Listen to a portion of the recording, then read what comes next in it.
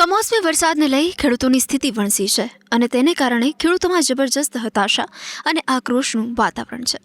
તેમાં પણ ખાસ કરીને સૌરાષ્ટ્રમાં સ્થિતિ વધારે ખરાબ છે.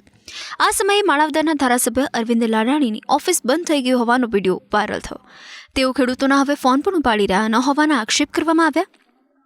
આ વિડીયો વાયરલ થવાની સાથે તે ખેડૂતોની સમસ્યાથી મોં સંતાડવા હોવાના આક્ષેપ પણ તેમના પર થવા લાગ્યા. ખેડૂતોમાં તેવી લાગણી પ્રસરવા લાગી હતી કે તેઓ હવે ખેડૂતોની તકલીફમાં જોડે રહેવાને બદલે મોઢું સંતાડી રહ્યા છે. આ પ્રકારની લાગણી ફક્ત ખેડૂતોમાં જ નહીં, સામાન્ય લોકોમાં પણ બળવત્તર થવા લાગી હતી. હવે આ બધી જ અટકણો પર પૂર્ણ વિરામ મૂકતા ધારાસભ્ય અરવિંદ લાડાણીએ જ તેનો જવાબ આપ્યો છે. નહીં, ખેડૂત દ્વારા નથી તો ક્યાંક ને ક્યાંક મારા વિઘ્ન સંતોષી માણસો હોય, મીડિયાવાળા સમક્ષ આવીને કહેતા હોય.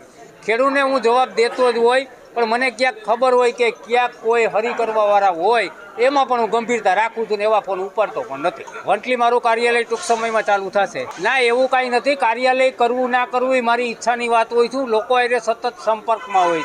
એવું નથી કે કાર્યાલય હોય તો જ બધોય વહીવટ થઈ શકે. નહીં, ખેડૂતની તદ્દન ખોટી વાત છે, તદ્દન ખોટી વાત છે. મારી સામે લઈ આવ્યો કોઈ ખેડૂત હોય તો હા, એ મેં જોયો તો વિડીયો વાયરલ થયો તો એ જ કે હા, એ જ ને.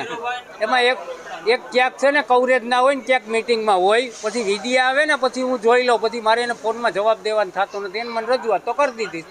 અરવિંદ લાડાણીએ જણાવ્યું હતું કે આ બધું મારા વિરોધીઓની ચાલ છે. રાજકારણમાં પડેલાના વિરોધીઓ બધે જ હોય છે. તેઓ ફક્ત ઘા કરવા માટે નબળી સ્થિતિ જોતા હોય છે. હવે મારી ઓફિસ બંધ હોય તેના ફોટા વાયરલ કરવાનો મતલબ શું છે તે હું પણ સમજું છું. મારી ઓફિસ ચાલુ હોય ત્યારે જ કામ થતા હોય તેવું નથી. હું આવી સ્થિતિનો સામનો કરવા ટેવાયેલો છું. હું લોકોની વચ્ચે અને ખેડૂતોની વચ્ચે રહેનારો માણસ છું. બધાએ કંઈ મારી ઓફિસે જ જવું પડે તેમ નથી. ખેડૂતોની સ્થિતિ વણસી હોય અને હું ભાગી જાઉં કે મોં સંતાતો ફરું તેવો નેતા નથી. ખેડૂતોને પડતી તકલીફોથી મને જાણ છે અને તેની મેં પોતે જાત સમીક્ષા પણ કરી લીધી છે. હું આ બધા કામમાં વ્યસ્ત હોવાને કારણે ઘણાના ફોનનો જવાબ આપી શક્યો નથી, એ હકીકત છે. 4 કે 5 ફોન ન ઉપડે એટલે કંઈ સ્થિતિ બદલાઈ ન જાય. આવું તો કોઈને પણ થઈ શકે છે. અત્યારે ખેડૂતોની પીડા અસહ્ય છે, એટલે તેમને આ પ્રકારની લાગણી થાય તે સમજી શકાય છે. પરંતુ હું પણ જાણું છું કે અમુક સમયે મને ફોન કરનારા કોણ હોય છે તેઓનો આની પાછળ કોઈ હેતુ જ હોતો નથી.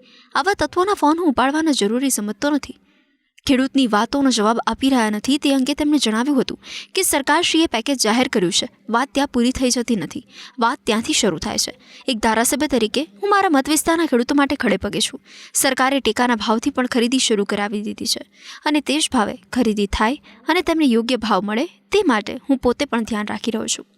આ સિવાય તેમને જોઈતી બધા પ્રકારની મદદ કરવાની પણ અમારી તૈયારી છે. સરકારની સાથે સાથે અમે દરેક રીતે ખેડૂતની મુશ્કેલી દૂર કરવા પ્રયત્નશીલ છે.